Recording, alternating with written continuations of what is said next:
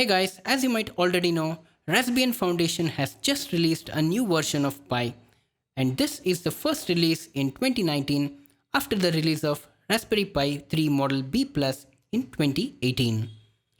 So here is the Raspberry Pi 4 Model B packed with more memory, computing power, and a bunch of features. So let's get straight to the unboxing of this single board computer. This time Raspberry Pi has come up with a starter kit that consists of a Raspberry Pi with a case, a keyboard, a mouse, two HDMI cables, power adapter, 16 GB micro SD card, and a beginner's guide. But of course these items can be bought individually as well. So with me here is the Raspberry Pi 4 Model B and the official Raspberry Pi power adapter. Talking about the form factor, when we compare this with the previous version of the Raspberry Pi 3B Plus, we can clearly see that it's more of a mirror image. It has the same form factor as the previous generations, except for a difference wherein the LAN and the USB port positions have been swapped. And of course there are some noticeable changes in the hardware, so let's now take a look at the hardware and its specifications. It comes with a more powerful processor, and that's the Broadcom PCM2711 quad-core Cortex A72 clocked at 1.5 GHz frequency. This is a 20% increase in the compute power when compared to the previous generation that just ran on 1.2 GHz. And this is based on the ARM V8 64-bit architecture. This time Raspbian Foundation has given us the flexibility to choose the amount of RAM or the memory that we need based on our requirement. So we get to choose between three variants of low power DDR4 2400 SDRAM, that is either 1GB, 2GB or 4GB in capacity. I have bought the 4GB variant for my project. And as usual we have a standard 40-pin GPIO header which is fully backward compatible with the previous boards. There is a 2-lane MIPI display serial interface, and as before we also see a 2-lane MIPI camera serial interface.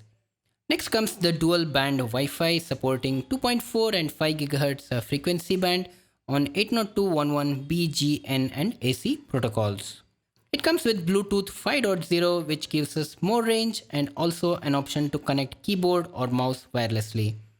It does have BLE support as well, which is really nice. Moving on to the side of the board, the next big upgrade is the Gigabit Ethernet port, which is really needed in this era of big data computing.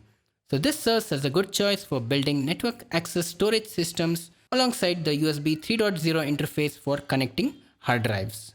And yes, it now has two USB 3 and two USB 2.0 ports. It may be recalled in the previous generations, there was no USB 3.0 ports on the board. With the introduction of USB 3, we can get up to 10x data speeds, which is really good.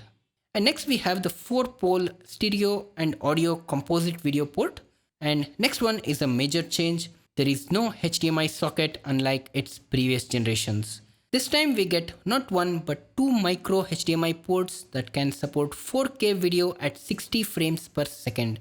You may recall that the older Pis had been really struggling with the playing 4K videos, and this change is for good. Since it has two micro HDMI ports, we can have dual monitor setup. Power connector has been upgraded, and this comes with USB-C type connector, and it's powered with 5 volts with a minimum of 3 amps. This is the official power adapter that is sold separately, and its output is rated 15 watts at 5 volts DC and 3 amps current. This board can also be powered using Power over Ethernet or PoE in short. There is a 4-pin PoE connector just below the 40-pin GPIO header, but for this to work we will need a PoE hat that is sold separately. At the bottom side we see the microSD card slot that can be used for loading operating system and data storage. Few other highlights of this Raspberry Pi is that it now supports H.265 hardware decoding for 4K videos at 60 fps, H.264 decoding for 1080p at 60 fps, and encoding of 1080p at 30 fps. It also supports OpenGL ES 3.0 graphics. So guys, let's make all the connections and boot up this computer. This is the new version of OS specifically for this model of the hardware. It has got the usual looks and the interface on the UI. We have the menu as usual on the top. Navigating to the accessory and task manager, let's take a look at the free memory that we get after it's booted. And you can see that most of the memory is free, with the Raspbian OS just consuming a little over 100 MB of memory. I have allocated 512 MB of RAM for the GPU, and hence you see the total memory for CPU computations listed as 3.5 GB right here.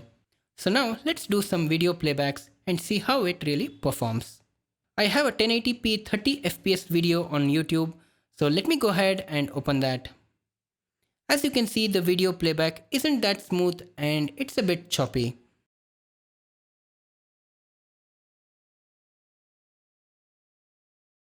It does really struggle when playing on full screen mode. I have the same video saved on SD card, so let's see how it plays using the OMX player. And as you can see, this is really good and I don't see any kind of issues when playing directly from the SD card.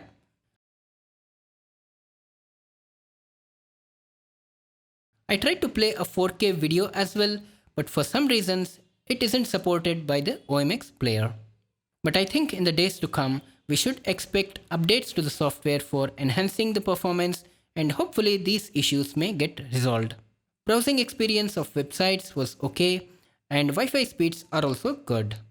After using it for a while, the board gets really hot and you're sure to burn your fingers if you happen to touch the metal enclosure on the processor. I would definitely go for a passive cooling with a heatsink and a fan to keep the temperatures low.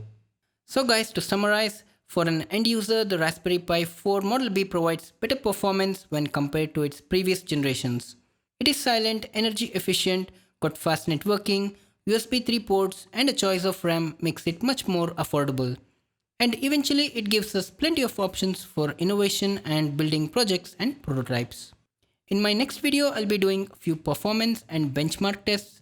I shall also be doing a full review of the NVIDIA Jetson Nano single board computer that was released a couple of months ago. So please stay tuned for the performance comparisons between these two powerful computing machines. So guys, I hope this video was useful to you. Please do share and give this video a like if it helped. Subscribe to my channel for more such videos. Thanks for watching and have a great day.